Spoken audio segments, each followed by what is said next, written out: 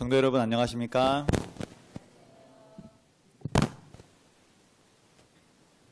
오늘 설교 제목은 신앙의 대물림입니다.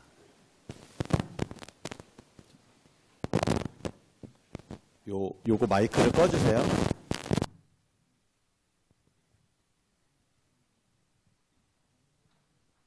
네, 화면도 전환 한번 부탁드리겠습니다. 네, 신앙의 대물림. 오늘 본문은 창세기 6장 5절부터 22절까지 말씀입니다. 나눠드린 프린트를 혹시 적으실 수 있는 분은 적으시면 좋겠습니다. 제가 하얀색 홀수절을 읽고 우리 성도님들께서 주황색 홀수절 읽어주시면 감사하겠습니다. 여호와께서 사람의 죄악이 세상에 가득함과 그의 마음으로 생각하는 모든 계획이 항상 악할 뿐임을 보시고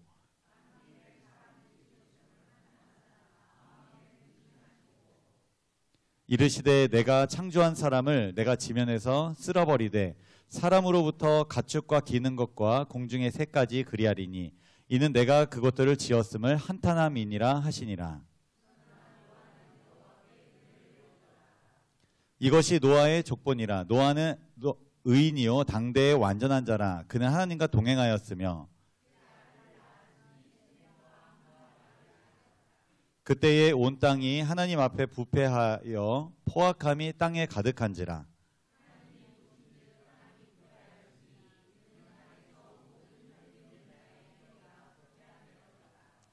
하나님이 노아에게 이르시되 모든 혈육 있는 자의 포악함이 땅에 가득하므로 그 끝날이 내 앞에 이르렀으니 내가 그들을 땅과 함께 멸하리라.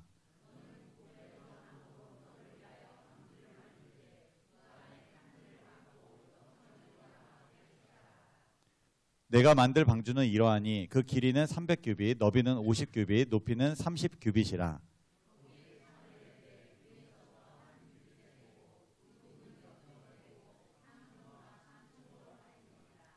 내가 홍수를 땅에 일으켜 무릇 생명의 기운이 있는 모든 육체를 천하에서 멸절하리니 땅에 있는 것들이 다 죽으리라.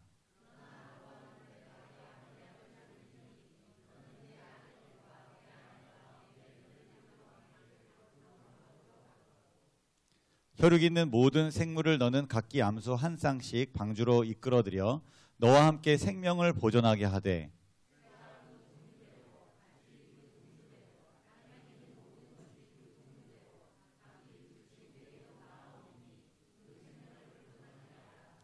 너는 먹을 모든 양식을 네게로 가져다가 저축하라. 이것이 너와 그들의 먹을 것이 되리라.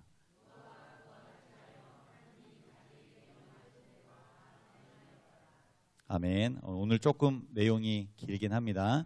그래도 내용이 우리가 익숙하게 알고 있는 내용이라 그렇게 어렵지 않은 그런 본문이라고 생각합니다. 창세기 6장 5절을 보시면 제가 성경절을 다 읽지는 않겠습니다. 저희가 한번 읽었고 내용을 저희가 대부분 아시는 내용이기 때문에 제가 요약하면서 말씀을 정리해 나가도록 하겠습니다. 당시 사람들의 생각과 행동이 매우 악했다, 옳지 않았다, 죄가 극심했다라는 것을 알 수 있습니다. 당시 사람들이 얼마나 악했는지 부저 선지자를 살펴봤는데 이렇게 기록하고 있습니다. 제가 읽겠습니다. 주께서는 아담에게 한 아내를 주심으로 그것에 관한 당신의 규칙을 보이셨다. 그러나 타락한 후에 사람들은 자신들의 죄악적인 욕망을 따르기로 선택하였다. 그 결과로 범죄와 비참하고 불행한 일이 신속하게 증가하였다. 결혼관계나 재산의 소유권도 존중되지 않았다. 이웃의 아내나 소유물이 탐이 났을 때 누구든지 폭력으로 빼앗았으며 사람들은 그들의 난폭한 행위를 의시되며 자랑했다. 하나님께서 사람들에게 지켜야 할 결혼의 규칙을 허락해 주셨습니다. 그게 뭘까요?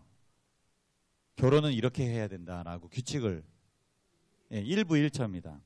그런데 사람들이 죄악적인 욕망을 이제 품었는데 그래서 일부 다처를 따르기로 선택을 했습니다.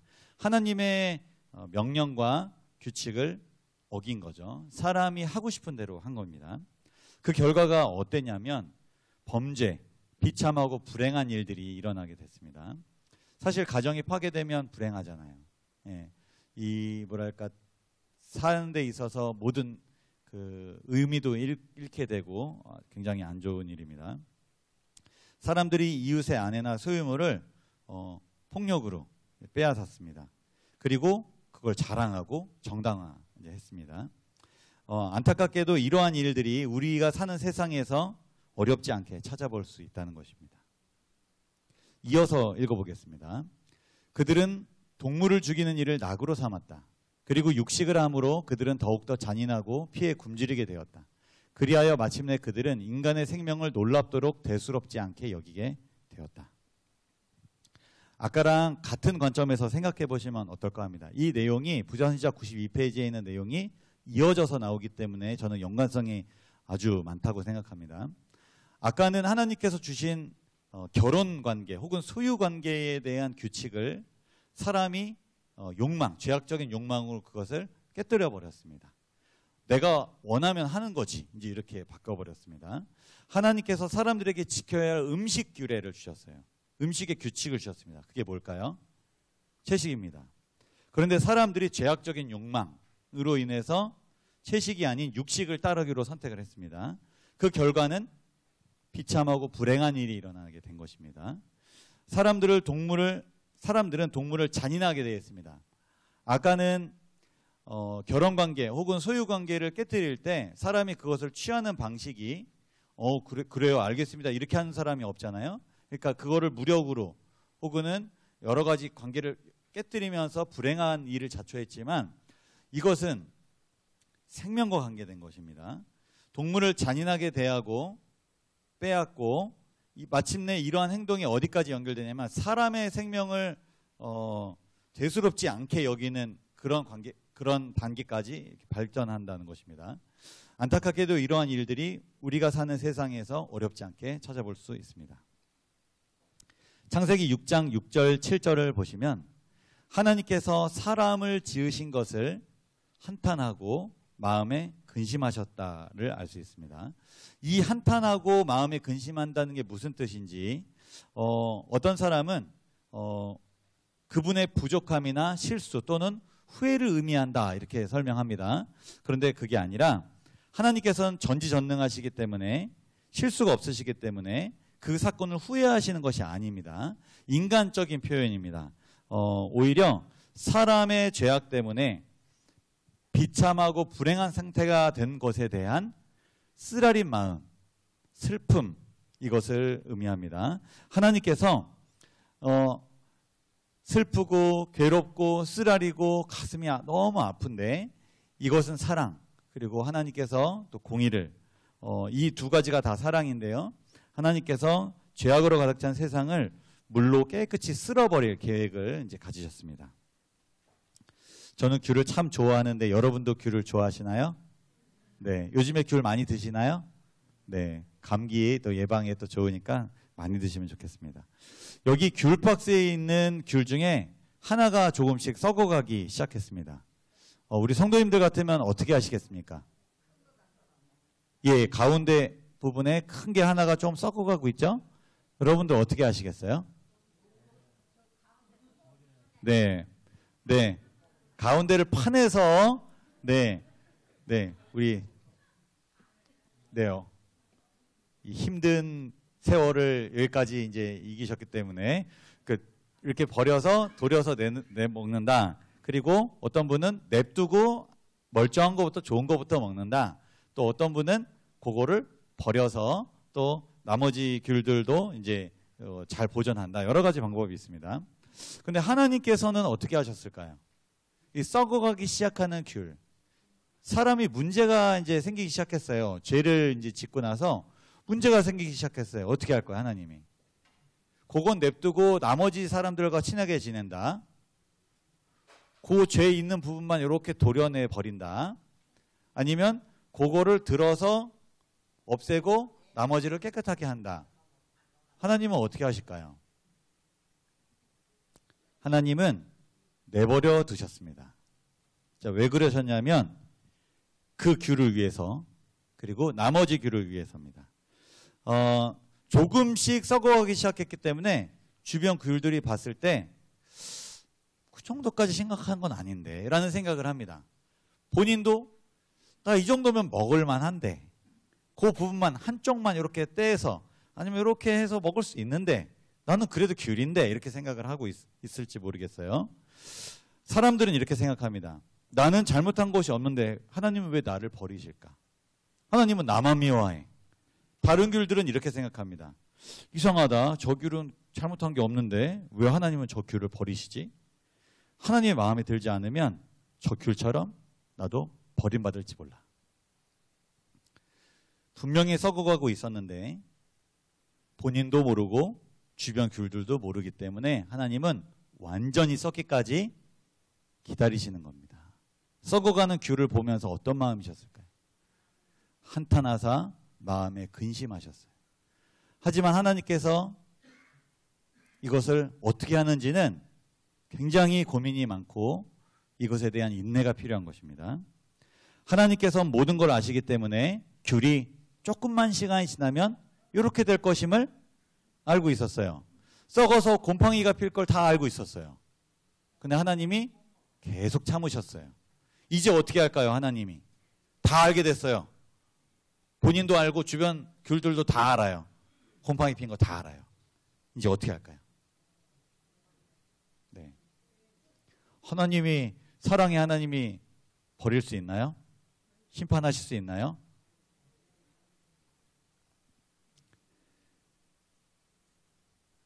조금씩 썩어가기 시작한 귤로 인해 결국 귤 상자가 전체가 썩게 되었습니다.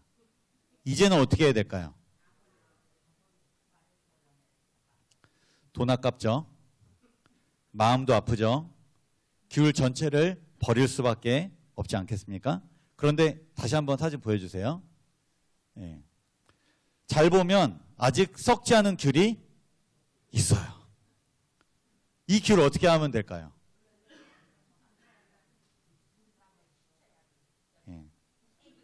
예, 씻어서 먹는다. 하나님의 마음. 하나님의 마음입니다. 이 귤까지 같이 버릴까요? 이 귤은 따로 빼놔야 되고 씻어서 먹어야 되는 것이죠. 창세기 6장 9절을 보시면 노아는 의인이었고 완전한 자였고 하나님과 동행하였음을 알 수 있습니다. 당시 세상에 있는 대부분의 사람들은 어땠습니까? 네, 귤 몇 개 빼고 나머지 귤은 다 곰팡이가 피고 썩어 있는 상태였어요. 그렇지만 노아는 그렇지 않았습니다. 멀쩡하게 아직 곰팡이가 피지 않은 아직 먹을 수 있는 귤이었어요. 하나님의 말씀에 순종하며 하나님의 뜻대로 살고 있었던 사람이었습니다. 당시 노아가 하나님의 뜻대로 살기 위해서 쉬웠을까요? 어려웠을까요? 썩은 귤들 가운데 있는 멀쩡한 귤, 그 멀쩡함을 보존하기가 쉬웠을까요? 어려웠을까요? 네, 조금만 흔들면 푹 이렇게 곰팡이균이 피어오르는 그곳에서 멀쩡하게 버티는 것이 쉽지 않았을 것입니다. 하나님의 말씀에 불순종하는 자들의 비열한 조롱에 대해 굳게 설 수 있는 믿음의 용기가 필요했습니다. 다시 이 화면 전환해 주세요. 네. 그는 확신이 강하고 생각과 행동이 올바른 강인한 사람이었습니다. 도덕적으로 결백한 양심적인 사람이었습니다. 하나님께서는 이러한 노아를 죄악된 세상을 심판하는 데서 따로 빼놓을 생각이셨습니다. 창세기 6장 14절을 보겠습니다. 하나님께서 이런 노아에게 방주를 만들라고 명령하셨습니다. 그리고 그의 가족과 생물도 모든 생물들이 다 방주에 타도록 말씀하셨습니다. 그리고 세상이 홍수로 인하여 멸망될 것을 세상 사람들에게 전하라 이렇게 말했습니다. 이 기별을 믿고 회개하고 개혁하고 심판을 준비하는 자들은 용서받게 될 것이고 구원을 얻게 될 것이었습니다. 곰팡이가 피어 있지만 나 멀쩡한 귤로 다시 태어나고 싶어요 하는 사람은 하나님이 누구든지 용서해 주시고 누구든지 씻어 주시고 누구든지 살려 주실 수 있는 능력이 있으셨다는 거예요.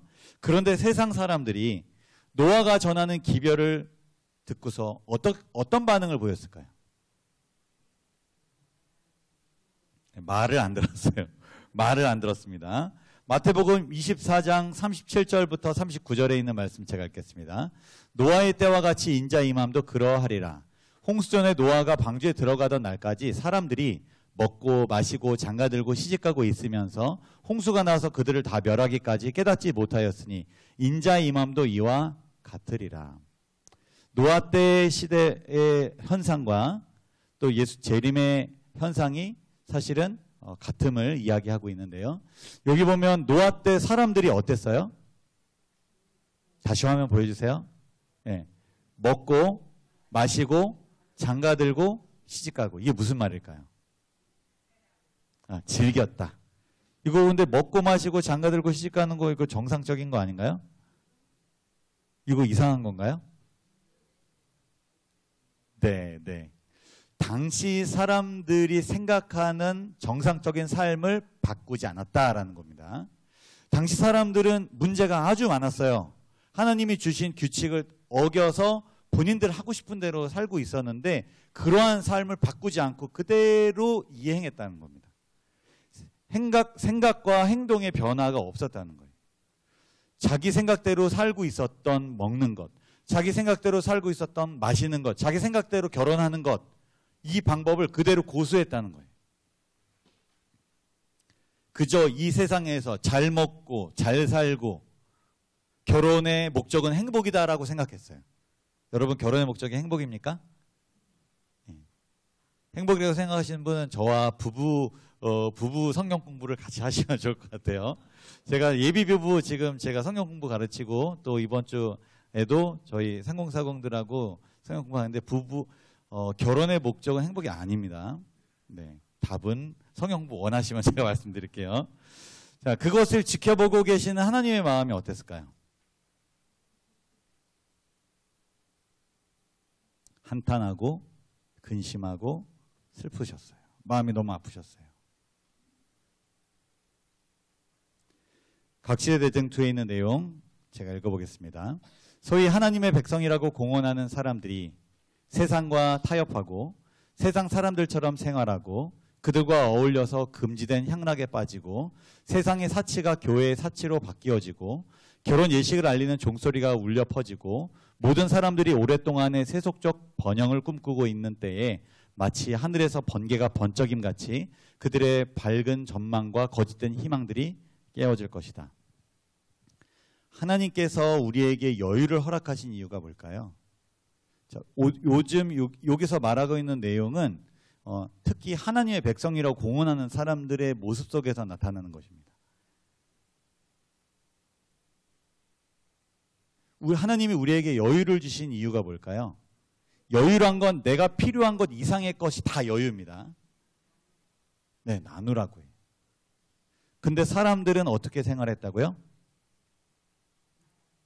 더 잘 먹고 더 잘 살고 세상 사람들처럼 살지 못하는 내 모습을 한탄하고 아쉬워하고 부러워하고 세상의 사치가 교회의 사치로 바뀌어지고 세상 사람들이 결혼하는 수준으로 나도 결혼해야 되고 그렇게 살고 있다는 겁니다. 사치라는 용어의 정의는 이렇습니다. 필요 이상의 돈이나 물건을 쓰거나 분수에 지나친 생활을 하는 것. 심판을 준비하는 사람들의 마음 자세가 어때야 함을 이 말씀은 말하고 있어요. 우리에게 허락하신 여유를 다른 사람을 위해서 사용하는 것. 이것이 심판을 준비하는 사람의 마음 자세인 것입니다. 부자 선지자의 내용을 이건 같이 한번 읽어보겠습니다. 시작. 그는 하나님께서 말씀하신 것을 그대로 믿는 모본을 세상에 보여주었다. 그가 소유했던 모든 것을 그는 방주를 짓는데 바쳤다. 먹고 생활하는 것 제외하고 그가 소유했던 모든 것을 방주를 짓는데 바쳤습니다. 재림을 준비하는 사람은 우리에게 여유로 주신, 여분으로 주신 모든 것을 어떻게 해야 될까요? 네, 하나님과 우리 이웃을 사랑하는데 바쳐야 할 것입니다. 혹시 하나님께서 저와 여러분에게 필요 이상의 여유를 허락하셨나요? 그렇다면 그 여유를 어떻게 사용하고 계신가요? 그 여유로 다른 사람의 필요를 채우는 저와 여러분이 되기를 기도합니다. 예수 그리스도의 재림을 그대로 믿는 모본을 그런 삶을 통해서 세상에 보여주는 저와 여러분이 되기를 기도합니다. 부자 선지자의 내용을 다시 보시면 이런 내용이 있습니다. 각종 짐승들이 하나님의 명령에 순종하여 방주로 들어가는 모습을 볼 수 있습니다. 사람들이 이 모습을 보고 어떤 마음이 들었을까요? 네, 신기하다. 두렵지 않았을까요? 그 전에는 어떤 반응이었죠? 노아가 그 심판의 기별을 전할 때 조롱하는 사람, 비웃는 사람, 하지 말라고 미치광이 아니냐고 욕하는 사람, 그렇지만 여러 부류의 사람이 있었어요. 진짜인가 하고 두려운 마음으로 와서 깊은 상담을 나누는 사람도 있었고, 초반에 조금 믿다가 이게 시간이 길어지니까 다시 마음이 흔들리고, 오히려 그런 사람이 어떤 사람들에게 이제 처음 그 기별을 듣는 사람에게 오히려 자기가 반대 입장에서 더 변화하는 사람이 되기도 했다고 부전지자에 기록하고 있어요. 근데 여기 보면 동물들이 이러한 행동을 이제 보일 때 사람들이 굉장히 놀랐어요. 두려워했어요. 이걸 계속 지켜봤어요. 설명할 수 있나요? 노아가 사육사였나요? 이 모든 동물들이 들어가는 걸 설명할 수 있는 이론이 있나요? 처음엔 놀랐지만 사람들의 마음이 얼마나 강팍했냐면 이러한 신기한 현상들을 보면서도 마음에 이 놀람과 이 깨달음과 이 신앙에 대한 이 갈망이 아주 짧게 스쳐 지나갔다는 겁니다. 순간적인 인상밖에 줄 수 없었다는 거예요. 하나님의 사랑 우리가 마음만 먹으면 느껴질 수 있나요? 하나님, 주님의 사랑을 이 창조 세계와 또 우리 성도들 간의 관계와 말씀과 예수 그리스도의 삶을 묵상하면서 제가 느끼길 원합니다 하면은 느낄 수 있나요? 네. 그런데도 아무리 해도 자기는 안 느껴진다는 거예요. 죄송하지만 얼마나 죄악이 그를 지배하고 있으면 그 감동이 전혀 안 느껴지냐는 거예요. 노아의 때에 그런 신기한 모습들을 보고 두려움을 느꼈지만 잠시 쓱 하고 지나갔습니다. 사람의 마음이 강팍해진 것이죠. 우리도 마찬가지입니다.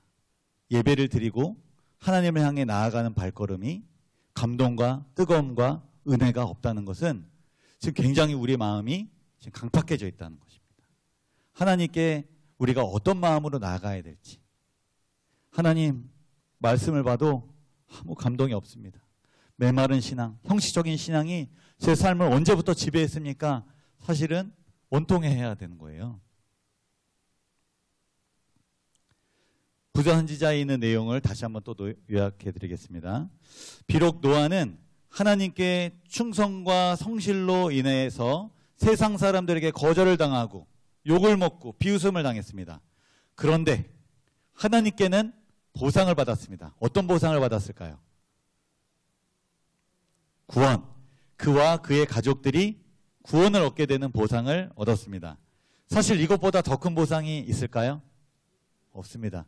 성도 여러분, 우리가 신앙하는 목적이 내가 하늘나라 가고 내가 사랑하는 가족이 하늘나라 가는 것 외에 또 다른 목적이 있습니까? 그거 말고 뭐가 있어요? 근데 생각해 보겠습니다.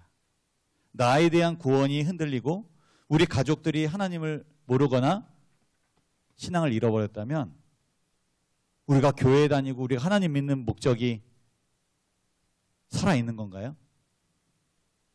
그게 너무 가슴 아프잖아요.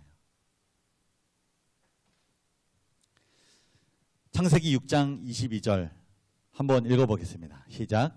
노아가 그와 같이 하여 하나님이 자기에게 명하신 대로 다 준행하였더라.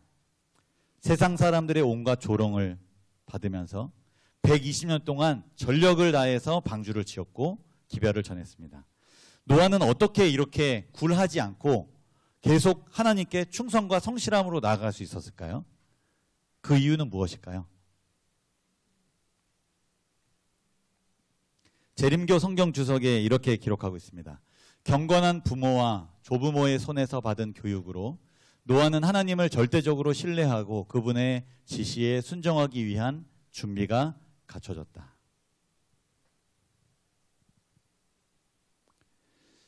노아가 충성과 성실함을 지킬 수 있었던 것, 그 충성과 성실함 때문에 구원이라는 보상을 얻었는데 이것을 계속 지킬 수 있었던 것, 그가 순종할 수 있었던 것은 노아의 어떠함 때문이 아니고 경건한 부모와 조부모의 손에서 받은 교육이었음을 말하고 있습니다. 노아의 아버지가 누구인지 혹시 아십니까? 네, 라멕입니다. 노아의 할아버지는요? 무드셀라입니다. 노아의 증조 할아버지는요? 네, 화면을 보여주세요. 글씨가 조금 작지만 요거 부조선지자에 나온 도표인데요. 노아의 아버지 라멕, 할아버지 무드셀라, 증조부 에녹. 에녹은 하나님과 300년을 동행한 아주 신실한 선조이셨죠. 실제 노아가 마주치지는 못했지만 그 영향을 받은 무드셀라와 라멕, 그분의 또 영향을 받은 노아, 신앙의 전수, 대물림이 되고 있다라는 것을 볼 수 있습니다. 그런데 노아는 그렇다 치더라도 노아는 실제적으로 하나님께 또 기별을 받고 음성을 들었는데 그의 가족들이 노아의 말을 잘 따랐을까요? 속에서 조금 불만이 있었을까요? 아빠 때문에, 우리 남편 때문에 별 얘기를 내가 다 듣네. 그랬을까요? 아들들, 또 자부들, 그리고 아내 잘 따랐습니다. 신앙은 강요하는 것이 아닌데, 자유인데 어떻게 이렇게 잘 따랐을까요? 재림교 성경주석에 또 이렇게 말합니다. 그는 그가 전하는 기별대로 살았기 때문에 그를 가장 잘 아는 가족들은 그의 거룩한 가마력을 피할 수 없었다. 그의 아들들은 그가 가르친 것들을 믿었을 뿐만 아니라 그들이 출생하기 전에 예언된 두려운 사건을 위해 준비하는 일에 적극적으로 참여했다. 노아 아들들, 그리고 자부들, 그리고 아내는 노아의 모습을 보고 아무 말을 할 수가 없었습니다. 그가 전하는 기별대로 살았고 가마력이 있었습니다. 부인할 수 없었어요. 정말 사실이라는 것이 느껴졌어요. 노아의 모습을 가장 가까이에서 봤기 때문에 노아를 누구보다도 신뢰할 수 있었습니다. 여기서 정말 큰 도전이 우리에게 주어집니다. 저와 여러분은 언행일치하는 신앙인의 모습으로 살아가고 있나요? 믿지 않는 자녀들이 사실 우리의 모습만 보고서도 하나님의 살아있음을 발견하고 거부할 수 없는 거룩한 가마력을 느껴야 하는 것인데 우리는 가정과 교회에서 그리고 사회에서 정말 존경받고 정말 사랑받고 정말 닮고 싶은 그러한 어른으로, 그러한 어린이로, 그러한 사람으로 살아가고 있는가 하는 것입니다. 한 기독교 단체에서 다음과 같은 결과를 발표했는데요. 신앙교육에 가장 큰 영향을 미치는 사람은 누구라고 대답했습니까? 네, 부모라고 대답했습니다. 교회에 출석 중인, 그리고 요건 제가 요거 표가 없어서 그냥 그 기사만 말씀드리면, 교회에 출석 중인 곧 중고등학생을 대상으로 설문조사를 했는데 모태신앙의 비율이 51%, 부모 중 한 사람이라도 교인인 비율이 85%랍니다. 교회에 출석하고 있는 중고등학생들의 85% 이상이 둘 중에 한 분은 신앙생활을 하고 있다는 거예요. 그 부모의 영향으로 신앙에 가장 큰 영향을 받았다라는 거예요. 우리가 가족에서 신앙생활을 누가 하느냐 안 하느냐가 굉장히 중요합니까? 네. 여기 가족 전체 아무도 신앙 안 하는데 혼자 신앙하시는 분 네, 있으실 거예요. 네, 한 15% 정도 통계상으로는 그렇게 되지 않나 싶습니다. 대부분은 4분의 3 정도는, 그보다 더 많은 5분의 4 정도는 부모 중에 한 분 이상이 신앙의 영향을 받아서 본인이 신앙을 했던지 아니면 주변에 정말 가까운 지인들이 신앙을 하고 있던지. 청학교회는 신앙의 대물림이 잘 되고 있는 교회인가요? 저는 이 교회가 혈연 공동체보다 더 진한 신앙 공동체임을 믿습니다. 왜냐하면 예수님의 피로 하나 된 공동체이기 때문에요. 우리 집에서는 그 신앙의 영향을 받지 못하는 그런 성도님도 계시리라 생각합니다. 그러나 그런 분들이 어디에서 마음의 위로와 평안과 신앙의 유익을 얻냐면 이 거대한 공동체에서, 대가족보다 더 큰 이 거대한 공동체에서 신앙의 유익을 주고받는다라는 거죠. 우리 할아버지 할머니들께 좀 부탁드리겠습니다. 우리 할아버지 할머니께서 신앙의 지금까지의 유산으로, 지금까지 신앙을 지켜주신 거 너무 감사드립니다. 근데 우리 할아버지 할머니께서 해주셔야 될 일이 있습니다. 그것은 신앙의 대물림입니다. 특히 우리 어린이들이 오면 정말 예뻐해 주시고 기호해 주셨으면 좋겠고요. 아직도 이름을 모르시면 저는 조금 섭섭합니다. 네. 어린이 이름을 불러주셔야 돼요. 안녕이 아니라 누구야 안녕, 이건 굉장히 차이가 많아요. 우리 어른들께도 좀 부탁을 드리겠습니다. 네. 우리 자녀들, 우리 어린이들, 우리 노인들 정말 부모를 대하듯이, 손주를 대하듯이, 그리고 자기 아들을 대하듯이 그렇게 대해주시면 좋겠어요. 네. 실제 자기 아들 대하는 거와 여기 교회에 상공사공들 대하는 거와 태도가 많이 다름을 많이 느낍니다. 네. 우리의 연약함이죠. 우리 상공사공과 우리 어린이 교회에도 부탁을 드립니다. 우리 부모님께 재롱피 두듯이, 그리고 부모님께 사랑한다고 말하듯이 우리 할아버지 할머니, 우리 어머니 아버지 뻘 되시는 우리 어르신들에게 잘 대했으면 좋겠어요. 요즘 어린이들이 뭐가 좀 문제냐면 친하지 않으면 인사를 안 해요. 네. 그거 되게 괘씸하고 불쾌한 일이에요. 어른들이 보기에. 근데 사실 아무리 교육해도 쉽지가 않은 부분이기도 합니다. 근데 고쳐야 될 부분이. 네. 어린이들은 알든 모르든 이 교회에 계시면 무조건 우리 엄마, 아빠, 할머니, 할아버지 인사를 해야 됩니다. 이게 가족이거든요. 내 기분에 따라서, 내 마음에 따라서 오늘은 내가 아빠한테 인사 안 해야지, 내가 오늘 엄마한테 인사 안 해야지. 그게 가족인가요? 네. 콩가루죠, 콩가루. 네. 조부모와 부모의 신앙이 자녀 손들에게 잘 전해지는 그런 공동체가 됐으면 좋겠습니다. 신앙의 대물림이 일어나는 그런 구조와 그런 마음을 가진 공동체가 되었으면 좋겠습니다. 노아가 악한 세상에서 하나님께 충성하고 성실할 수 있었던 이유가 무엇이냐면 부모와 조부모의 영향이었다는 것을 기억하는 저와 여러분이 되기를 기도합니다. 노아의 아내와 아들들 그리고 자부들이 구원받을 수 있었던 이유는 노아의 언행일치된 삶의 모습, 거룩한 가마력이었다는 사실을 기억하는 저 여러분이 되기를 기도합니다. 오늘 말씀을 마치겠습니다.